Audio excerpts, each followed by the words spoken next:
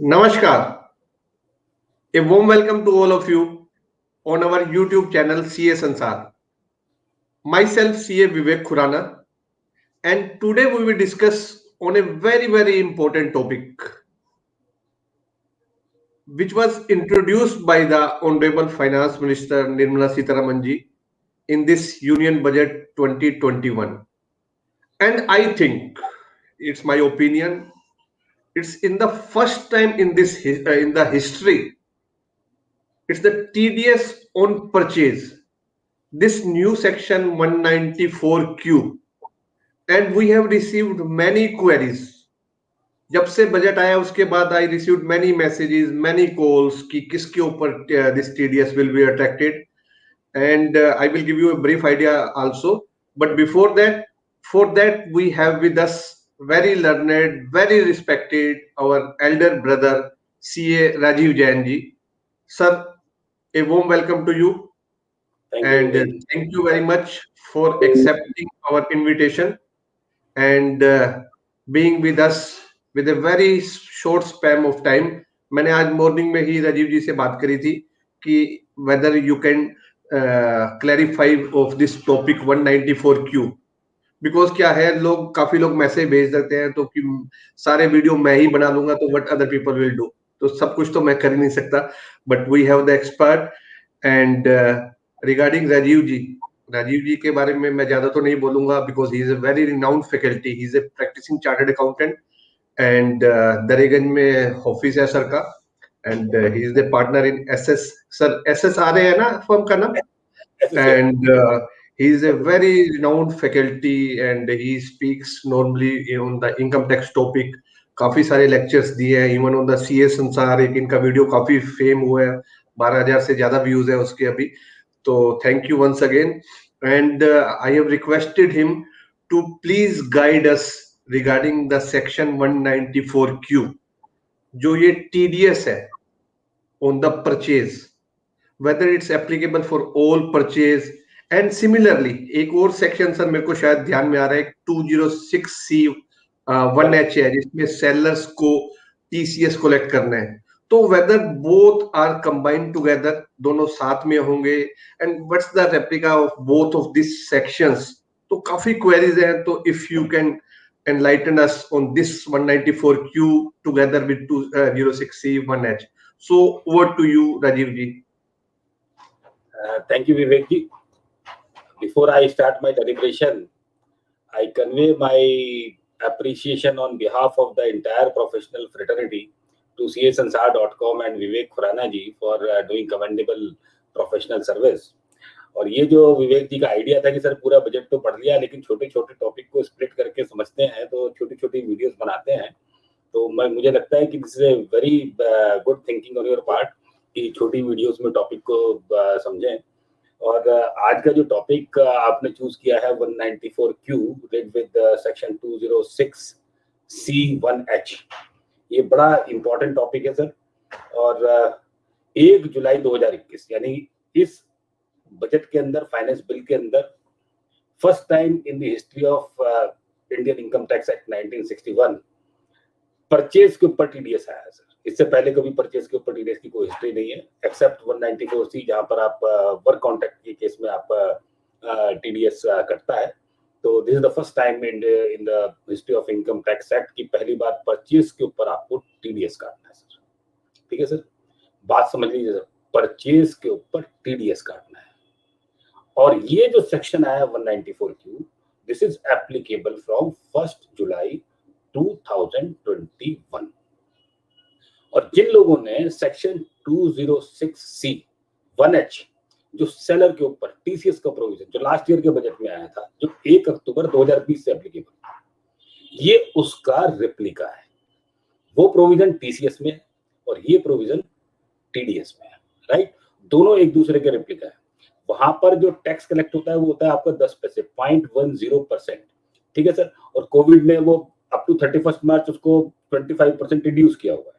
तो tax effective tax rate will be 0.75%, यानी कि 7.5 पैसे. राइट. अब ये जो अमेंडमेंट आया 194Q, this is a very draconian provision having very wide ramifications, और इसके बहुत बड़े परिणाम होने वाले सर। जितना सिंपल और जितना आसान दिख रहा है ऐसा बिल्कुल नहीं सर। इस सेक्शन को जब हम पढ़ेंगे, इसके 5 सबसेक्शन है। पहला चार्जिंग सेक्शन है। दूसरा जो टीडीएस के सभी प्रोविजन में होता है सबसेक्शन 2 में, कि अगर आप किसी सस्पेंस के अकाउंट को भी क्रेडिट करते हैं तब भी आपको टीडीएस काटना है। तीसरा, बोर्ड को पावर दिए that in case of any difficulty board में इशू गाइडलाइन। सबसेक्शन 4 में कहा है कि every guideline issued by board shall be laid before the parliament. और सबसेक्शन 5 में लिखता है कि ये सेक्शन किस किस के ऊपर अप्लाई नहीं होगा, राइट। अब समझते सर, ये चार्जिंग सेक्शन में सेक्शन किसके ऊपर अप्लाई होगा? 194 क्यू। ये कहता है any person being a buyer, this section applies to any person being a buyer responsible for making payment to a resident। नॉन रेजिडेंट को अगर आप पेमेंट कर रहे हैं तो सेक्शन आपके ऊपर एप्लीकेबल नहीं होगा। Any person being a buyer responsible for making payment to a resident for purchase of goods, यानी कि सर्विस के ऊपर एप्लीकेबल नहीं होगा। परचेज ऑफ गुड्स करते हैं, किसी रेजिडेंट से करते हैं, then this section is going to trigger. और कब ट्रिगर होगा? व्हेन वैल्यू और aggregate of value of purchase exceeds ₹50 lakh. 50 lakh रुपए से ज्यादा एक फाइनेंशियल ईयर में, प्रीवियस फाइनेंशियल ईयर में अगर 50 लाख रुपए से ज्यादा परचेज करते हैं या उसकी पेमेंट करते हैं, ठीक है sir, which ever is earlier. आपके पास बिल पहले आ गए, 50 लाख रुपए से बिल एक्सीड हो गए, तब आपको टीडीएस काटना है। आपने पेमेंट पहले कर दिया, परचेज के बिल अभी आपके पास नहीं आए, तो आपको टीडीएस काटना है। यानी कि जब आपकी पेमेंट 50 लाख रुपए एक्सीड हो जाए या फिर आपकी परचेज 50 लाख एक्सीड हो जाए, जो पहले एक्सीड हो जाएगा तब आपके ऊपर टीडीएस काटने की लायबिलिटी अराइज हो जाएगी सर। बात समझ में आ गई? 50 लाख रुपए पेमेंट एक्सीड हो गई या 50 लाख रुपए की परचेज एक्सीड हो गई during the previous year, right. और आप टीडीएस काटेगा वो बायर जिसकी प्रीवियस फाइनेंशियल ईयर में टर्नओवर, सेल्स और ग्रॉस रिसीट एक्सीड्स ₹10 करोड़। बात समझ में आ गई सर? 10 करोड़ से ज्यादा यदि आपकी टर्नओवर एक्सीड हो जाती है पिछले साल में, तो इस साल आपको टीडीएस काटना है जब आपकी परचेज या payment for purchase exceeds ₹50 lakh. और जिस ट्रांजेक्शन से 50 लाख रुपए एक्सीड होंगे उस ट्रांजेक्शन से आपको टीडीएस काटना शुरू करना है। और टीडीएस का रेट है 0.10%। जो आपका टीसीएस का रेट है सेक्शन 206(1) के अंदर the same rate is applicable, यानी 10 पैसे। अब एग्जांपल से बात समझते हैं। आई एम ए परचेजर, मैंने परचेज की एक एसएससी से, मैंने 1 करोड़ रुपए की परचेज की, ठीक है सर, या 1 करोड़ रुपए की उसको पेमेंट की फॉर परचेजेस। अब पहले जो 50 लाख रुपए है, जिस ट्रांजेक्शन तक मेरे 50 लाख रुपए से मेरी टोटल परचेजेस नीचे रहती हैं, presuming I am a buyer जिसकी लास्ट ईयर की जो टर्नओवर है इट एक्सीडेड ₹10 करोड़, तो 10 करोड़ से जिसकी टर्नओवर कम है उसके ऊपर एप्लीकेबल नहीं होगा। अब मेरी सारी कंडीशन सेटिस्फाई हो गई। लास्ट ईयर मेरी टर्नओवर एक्सीडेड ₹10 करोड़। इस साल मेरी 50 लाख रुपए से ऊपर की परचेज है, 1 करोड़ रुपए की परचेज की मैंने, तो 50 लाख रुपए से ऊपर की जो परचेज है उसके ऊपर मुझे 10 पैसे टीडीएस काटना है, ठीक है सर। यानी 50 लाख रुपए पर मुझे टीडीएस काटना है। 50 लाख रुपए पर 0.10% हो गया सर 5,000 रुपए, 5,000 रुपीज। बात समझ में?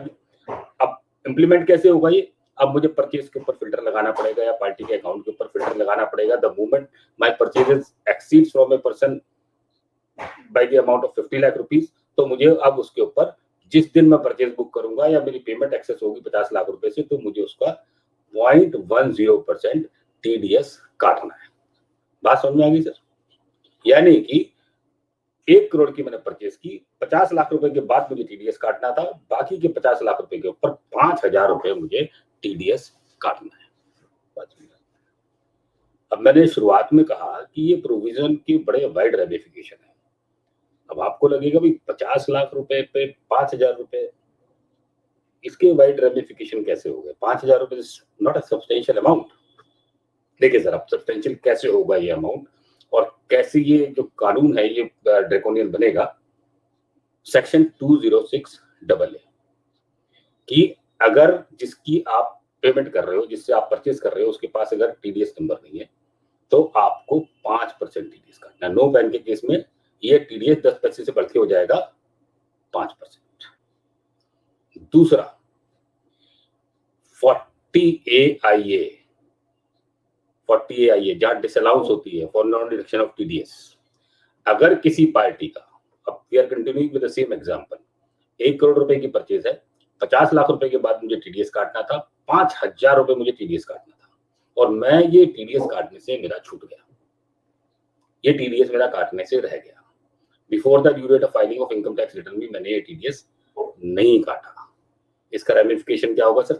30% डिसअलाउ होगा 40A आईए के अंदर।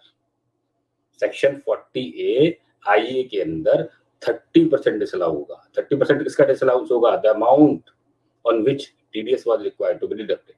यानी जो 50 लाख रुपए पर मुझे टीडीएस काटना था 5,000 रुपए सर, तो 50 लाख रुपए का 30% डिसअलाउ हो जाएगा। कितना डिसअलाउ हो जाएगा sir? 15 lakh rupees. So this provision, अब ये छोटा सा अमाउंट है दिखाने के लिए, 10 पैसे, 5,000 रुपए टीडीएस काटना था और कितना वाइड रेमिफिकेशन इस सेक्शन का हो जाएगा। अब दोबारा समझते हैं कि भाई साहब जो सेक्शन 2061H है, that is also drafted on the same line. वहां पर टीसीएस किसको कलेक्ट करना है? सेलर को कलेक्ट करना है। किस पर सेलेक्ट करना है? सेल की कंसिडरेशन पर कलेक्ट करना है। ठीक है सर, सेलर सेल की कंसिडरेशन पर टीसीएस कलेक्ट करेगा मुझसे when his receipt exceeds ₹50 lakh in a financial year. ठीक है सर, बायर से परचेज करेगा। अब हमने गुड्स परचेज की, आई एम ए बायर, एक सेलर से मैंने गुड्स परचेज की। अब इस ट्रांजेक्शन में जो सेलर है, जब मैं उसको पेमेंट दूंगा, he will collect TCS under section 2061H और जब मैं उससे परचेज करूंगा, then after 1st of July 2021 I am required to deduct TDS under section 194Q। ठीक है सर, ये बात मोटी मोटी मुझे समझ में आई। अब मैंने सेक्शन 194Q को देखा कि देखिए साहब, जिस पे मुझसे टीसीएस कलेक्ट हो गया जिस ट्रांजेक्शन के ऊपर, तो क्या उस पर भी मुझे टीडीएस काटना है? तो फिर मैंने पढ़ा सेक्शन 5 ऑफ सेक्शन 194Q कि ये सेक्शन किसके ऊपर अप्लाई नहीं होगा। ये दो सिचुएशन में ये सेक्शन अप्लाई नहीं होता। When tax is deducted under any other section. अगर किसी और सेक्शन में टीडीएस कट गया है तो इस सेक्शन में टीडीएस मुझे नहीं काटना है। सपोज कीजिए 194C में मैंने इस ट्रांजेक्शन के ऊपर टीडीएस काट लिया, तो अगेन मुझे 194Q में आगे इसका टीडीएस नहीं काटना। दूसरी सिचुएशन कहा कि tax is collected under section 206 other than section 206C1H। यानी 206C के किसी भी सेक्शन में अगर इस ट्रांजेक्शन के ऊपर टीसीएस कलेक्ट हो रहा है अदर देन सेक्शन 206C1H, तब इसके ऊपर टीडीएस नहीं कटेगा। यानी कि अगर इस ट्रांजेक्शन के ऊपर मेरे सेलर ने मुझसे टीसीएस कलेक्ट कर लिया, उसके बावजूद भी मुझे यहाँ पर 194Q में उसका आकर टीडीएस काटना पड़ेगा। राइट, तो ये सेक्शन हमें बिल्कुल क्लियरली समझ में आ गया, इसके वाइड रेमिफिकेशन समझ में आ गए। हर बायर के ऊपर एप्लीकेबल होगा, प्रोवाइडेड, अब हम फाइनेंशियल ईयर 21-22 की अगर बात करें, 1 जुलाई 2021 से एप्लीकेबल होगा। फाइनेंशियल ईयर 21-22 की बात करें, इसका मतलब फाइनेंशियल ईयर में if I am a buyer, March 2020 में मेरी टर्नओवर एक्सीडेड ₹10 करोड़, तो इस साल से मेरे ऊपर एप्लीकेबल हो जाएगा 1 जुलाई 2021। यानी इस फाइनेंशियल ईयर में किसी भी समय जिस द मोमेंट माय परचेजेस और payment for purchases exceeds ₹50 lakh, तब मेरे ऊपर एप्लीकेबल हो जाएगा। At the time of payment और at the time of purchase, whichever is earlier, मुझे उसके ऊपर टीडीएस काटना है 10 पैसे। अब मुझे समझना है कि इस पर सर जीएसटी पे भी टीडीएस काटना है क्या? तो यहाँ पर लिखा सर वैल्यू ऑफ गुड्स पे टीडीएस काटना है। लेकिन जब मैं पेमेंट करूंगा, परचेज प्राइस तो जो है मेरा विदाउट जीएसटी होना चाहिए। राइट, तो ये जब मैं पेमेंट करूंगा that also includes GST.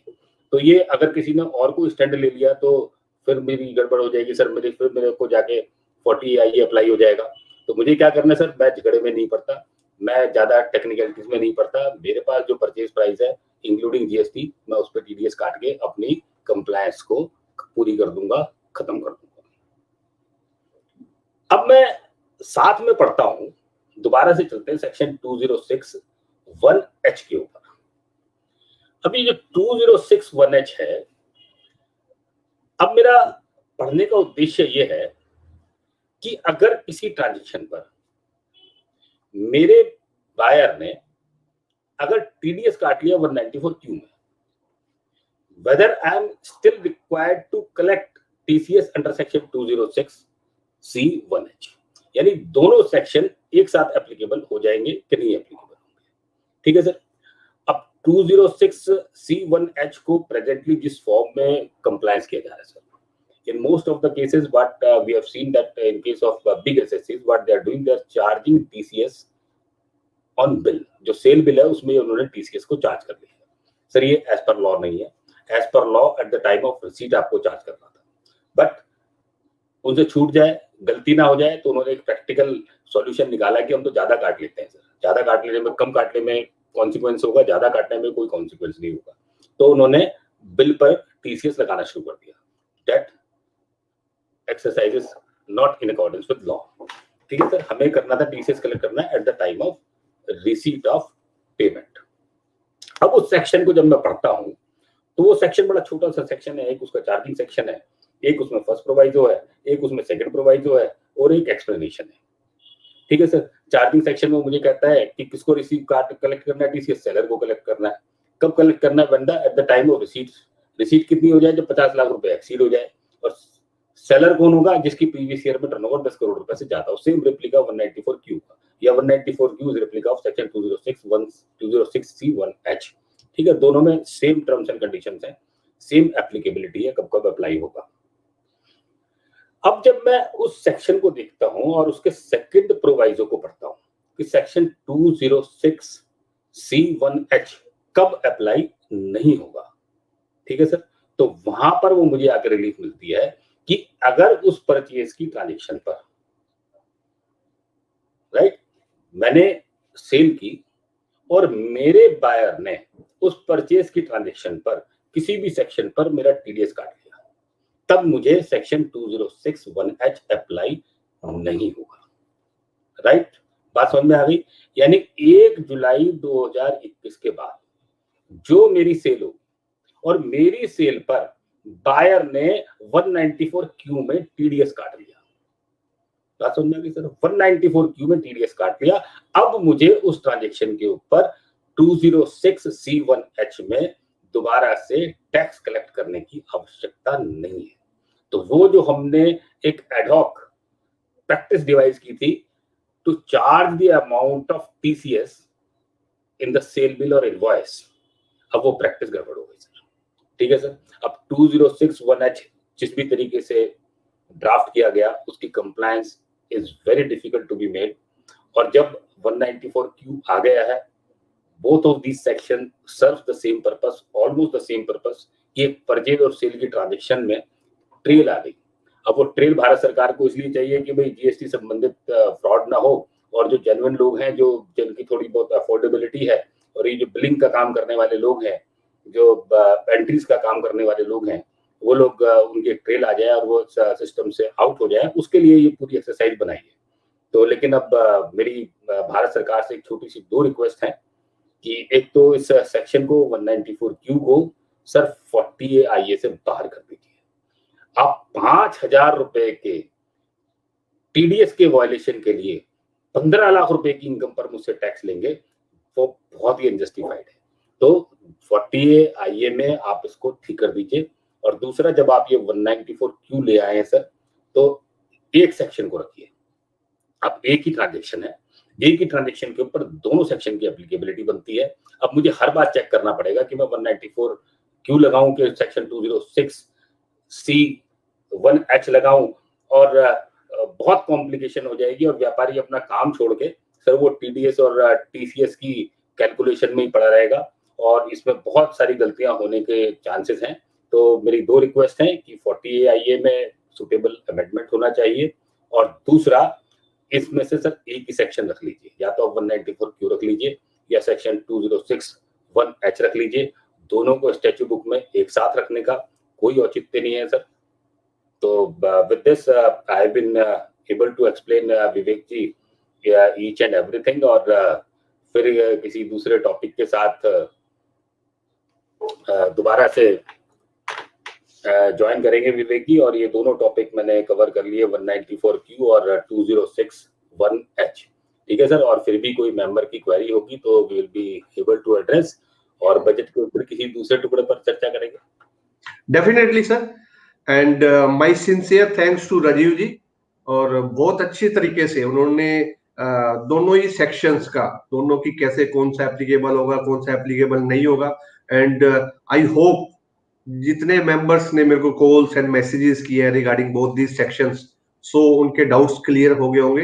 And in fact even after that भी अगर आपके कोई डाउट्स हैं तो राजीव जी कोई बात नहीं है, एक कॉल्स पे ही अवेलेबल है, तो will definitely send him the message कोई भी डाउट्स है। So till then bye bye, take care, and our request to Rajiv ji please इसी तरह से कुछ और शॉर्ट वीडियोस आप देखिए, क्योंकि बजट तो काफी सारे ही हो रहे हैं, बट उसके ऊपर डिटेल्स में डिस्कशन हम इसी टॉपिक्स के थ्रू ही कर सकते हैं। So thank you very much, till then bye bye, take care, thank you Rajiv ji.